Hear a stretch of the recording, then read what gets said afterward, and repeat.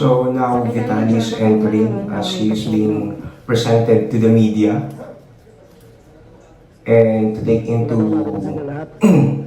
some questions regarding his current situation here in the Philippines. I don't know what this guy is holding, some sort of a book or Bible, I don't know what. Dude, you just did it to yourself. And now, this guy, he is currently the secretary of the ALG, local government here in the country, and he is narrating on about the coming of Vitaly here in the country. Galing sa Bureau of Immigration. Ang mission order po ay nakalagay na recommended noong 2 ng Abril. April 2, when the mission order was recommended. Ay may na-file na police blotter. A police blotter was filed Police district ng isang security by a security guard, one of those security guards that he harassed.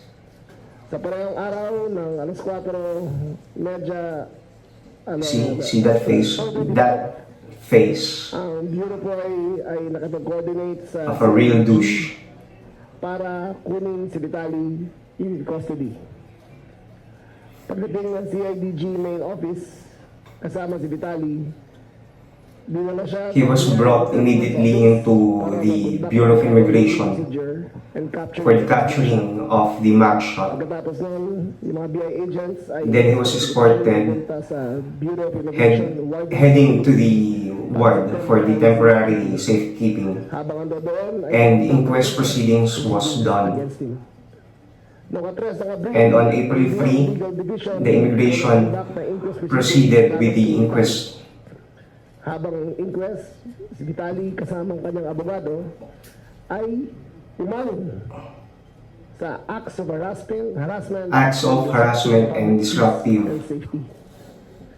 Sa parehong araw, of the ang peace. Bureau of Legal Division ay hinatulan si Vitaly. And immediately after that, Vitaly was declared as an undesirable alien. Dinalaga sa Fort Bonifacio Substation 1 noong Abril 1, security guard mapa stated na noong The security guards, they actually Vitaly engaged in multiple filed a blotter against him, inappropriate acts, including attempting to kiss, and grabbing, that's some sort of to seize harassment, his firearm, taking seizing of firearms, mocking security guards, vlogging with no permit, in BGC. Also, ang Vitaly's latest video in BGC, nakita siyang and he even rode a patrol motorcycle with no permit or whatsoever, and he even threatened a Filipina female, nagnakaw stole some items like a cap of the security guard, sombrero ng isang gwardiya industrial fund of a restaurant, at sumakay ng tricycle at ito and balos sa isang kalye. took a tricycle. Meron pa mga video na pinapakita na hinaharas He even ang harassed isang a Pinoy instructor back in Boracay, Boracay yata to eh. and he was uttering Meron siyang bad words on them na magsabi ng and claiming that there was some sort of fake reviews against local businesses. sa isang gumagalaw na jeepney. And remember when he went aboard on top of a jeepney, Ito po ay importante sa amin dahil ang Pilipino po and now he is stating that Filipinos, whenever they go to another country, we Filipinos ang Pilipino po bilang respect the law, tradition, and culture of other nations, to be fired. and that how come that these foreigners are coming here and disrespecting everyone, At ginagalang natin ng kanilang batas.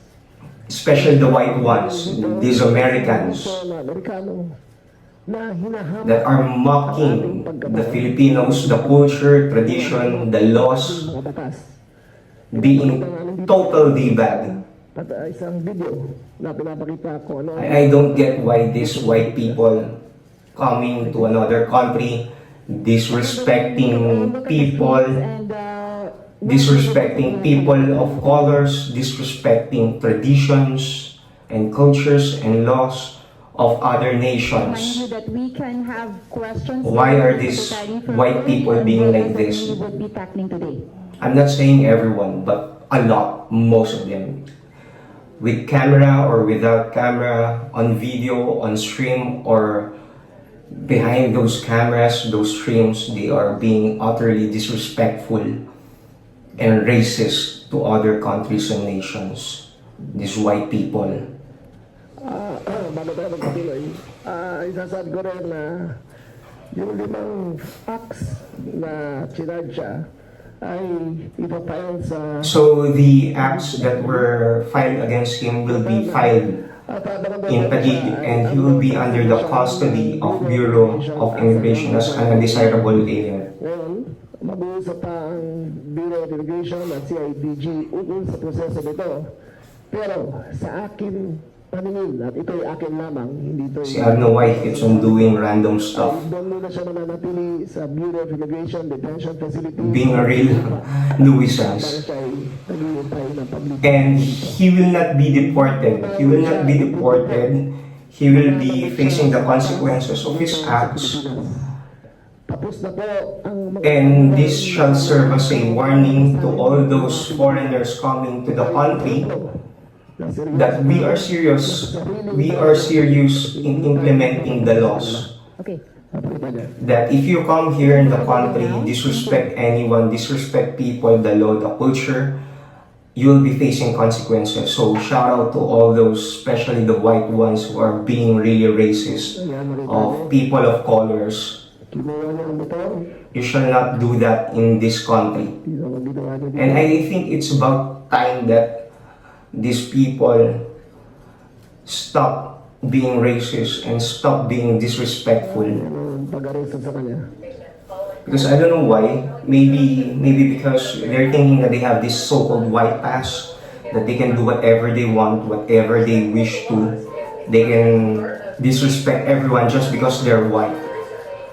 I'm not saying everyone, but a lot, and most of them are the white ones. I've seen a lot of them, like the ones in the video of I Show Speed, wherein a white woman put up his middle finger in the face of I Show Speed with him doing nothing. See how disrespectful these white people are. While the Philippines remains a welcoming country, immigration officials emphasize I'm not saying everyone, okay, but a lot. Because racism comes in different colors, different ages, different people, different nations, but most of them, a lot of them, are actually the white ones, mocking like the Indians, the Chinese, the Asians, or any people of color. They're mocking them. And it should be stopped. See how he's trolling people, being a total nuisance.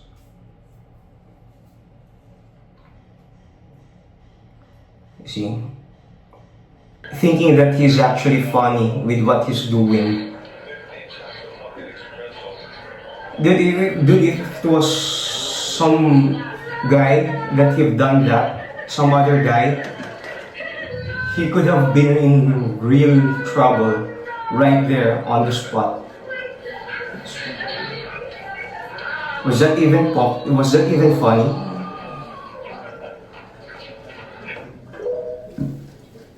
Look at how he took the guard's cap. Have you seen the other side? That's theft. That's theft. No, not theft. It should be classified as robbery because he took it in the face of the security guard. Right in the face. Without permit. And he just ran with it. I don't know what's wrong with the people supporting him. It's not funny at all. And there are even some people defending him, saying that we are being KJ, some sort of killjoy, and that it's just some sort of prank. No, it's not like that.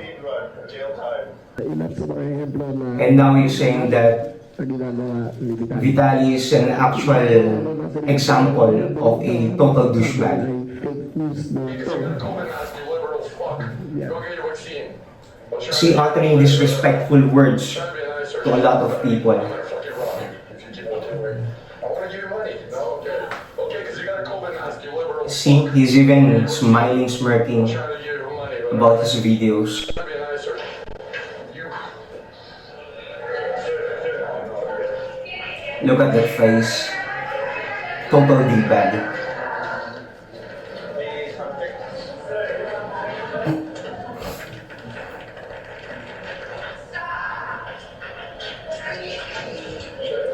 Dude, that ain't funny. That's not funny.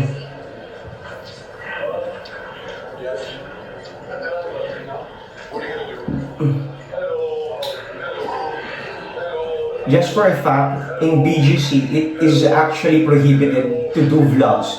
But they are not really that strict in taking videos on the place.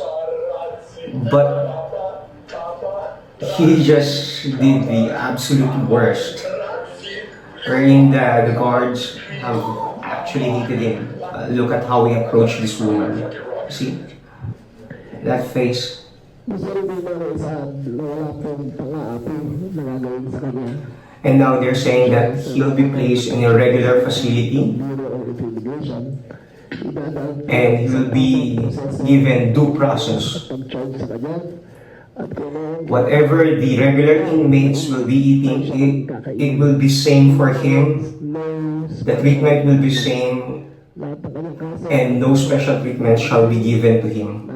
Regardless of his race, regardless of his citizenship. habang He is fucked up. ang subject natin sa likod ay nagyayabang pa. And while they're doing this, the secretary is saying that Vitali was uttering words saying it was all fake news.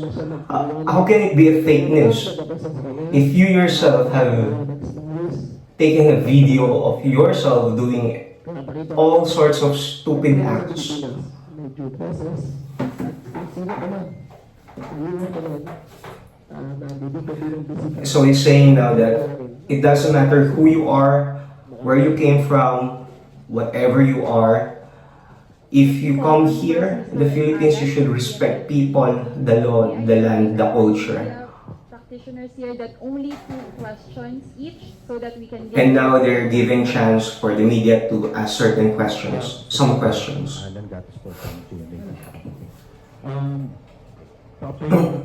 Now the media is asking for the secretary to say once more the charges against him. Matapos po siyang maaresto at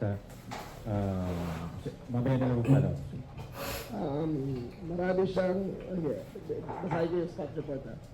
Vitali engaged in multiple disruptive and inappropriate acts, including attempting to kiss and grab the security guard, trying to seize his phone, Seizing a service firearm. taking videos of him without consent, blocking other security guards, and blocking a permit without a permit in BGC.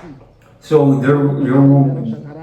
those were some of the charges against him, just on that particular place. Boracay, na habang nagtutulong So there are other cases being filed against him, wherein back in Boracay when he was there, para lang he was defaming, he was humiliating ilan sa an instructor, charges na ihatay laban. uttering disrespectful words, humiliating him in front of everyone Video na pinakita in his very own home country. sa kanyang vlog at para for content may papalago pa kayo sa ibang mga dayuhan na And now the media is asking if there's some sort of warning against other foreigners making use of inappropriate contents. Kaya nga andito tayo ngayon, para isang babala sa lahat. Hindi lang Pilipino, hindi lang dayuhan. Ang tao ay People should be treated with respect, ginagamit yan not used pagtawanan para for monetary purposes, siya ng kapastusan, just by humiliating them. siya ng harassment kukuha siya ng maraming views. So what they're doing is getting a lot of views, monetizing them, while humiliating people here using the social media streaming platforms. Na mga gustong ganito pang gawin. And he is saying that those people doing this kind of stuff Pilipino, will be lalo na, will not be exempted in the law. And they shall face the same consequences, they shall face the same incarcerations. Secretary Val Gonzales po DZRH.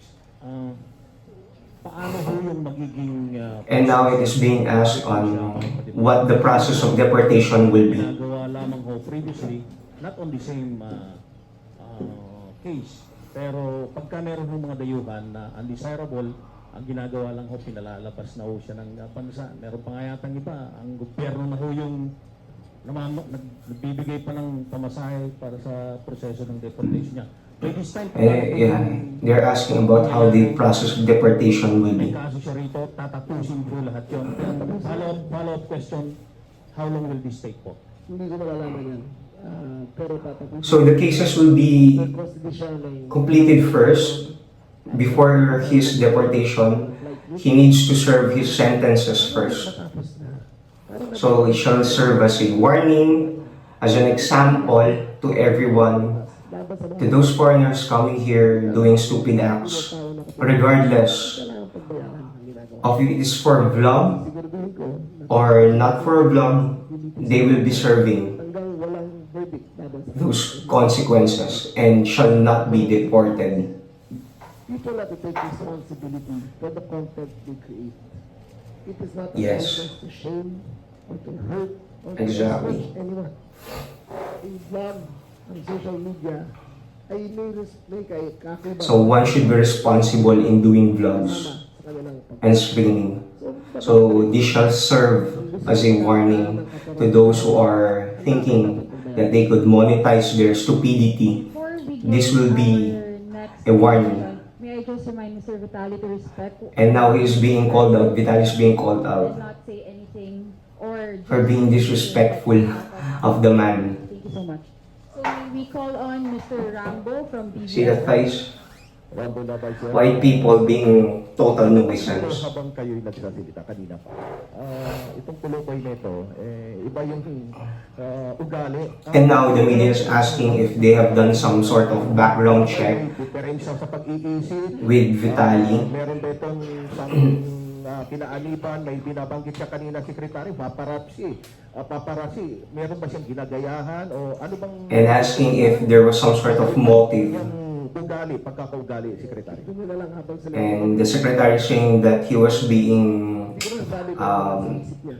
Pero that he was being nasa ibang bansa, name called and he is being kalokohan na ganun. bad-mouthed by Ito yung Vitali. bagong kultura ng internet. Ito yung bagong kultura ng social media. Gagawa People are making content to make money at tumatawid sa and they're crossing the line. ng decency and propriety. Ngayon, nakita niyo naman, sa akin yung nakakita, na pati matandang babae, Yeah, an elder woman was being harassed by him, tricycle. stealing a tricycle, stealing some Meron pa siyang mga items nagtuturo ng by the security guard and defaming and humiliating some instructors So sa tingin in front of everyone in his own place. Maiba yung content niya dahil yung iba mayroong content na pagkain, yung iba iba-ibang klase. Sa niya kakaiba talagang pananakit. Wala siyang background na may diferensya sa pag-iisip itong They're asking if he has some sort of psychological incapacity. kupal content. total content. And he's being tagged as one of those kupal content creators. Kupal in Filipino is like a real stupid, like a real moron. Thank you. Good morning, sir. Just to sa ABS-CBN News. May I ask if Mr. Vitali is allowed? Look at his face when he's not allowed to speak. Hindi yun na formally. The disappointment on his face, But it really shows.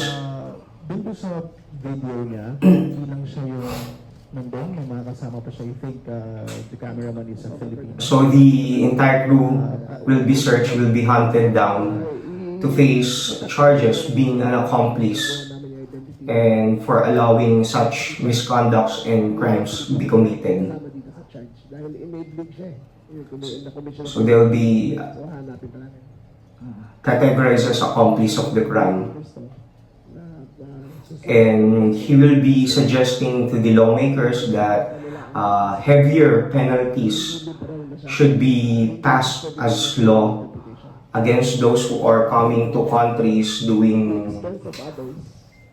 stupid shit Sa Pilipinos. At the expense of at the expense of other Filipinos, at the expense of other people, just to make Now money. go to Can Conor of TV5. Sorry if I mispronounce your name wrong, dear. Sorry, Calculator po TV5.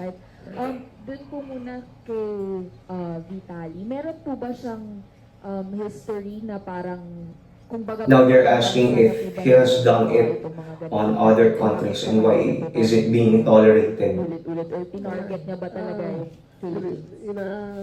ang balita namin And he said that tayon po ang archive. he thinks that and he believes that there are some cases already of him doing nuisance to other countries. Ng alas 10 ng umaga. By 1 p.m. yata, or sa yan, in 3 hours, nahuli kagad siya ni General Torre ng CIDG. At nahuli siya sa Conrad Hotel. So he was apprehended in Conrad Hotel, a luxury hotel here in the Philippines. So how could he possibly go there, check in there, stay there on an expensive hotel? So it only means to show that he is actually making money out of it. And now he's just being a total douchebag. He's being a real nuisance despite of him being presented in the media, being set as an example against those foreigners coming in the country, doing random stuff, doing disrespecting people. I think it's about time that people, nations stood up against this kind of behavior that these white people are doing, because a lot of them are either expressly or impliedly being racist towards other nations and other people of color. And I think it's about time that this serves as an example to those who are wanting. A lot more will be revealed. I'll be showing a lot other content creators wherein they are disrespecting. So regardless of you doing vlog or not, you should not disrespect anyone. And that's basically it. So he will not be deported. He will face all consequences. So good luck to 20 years.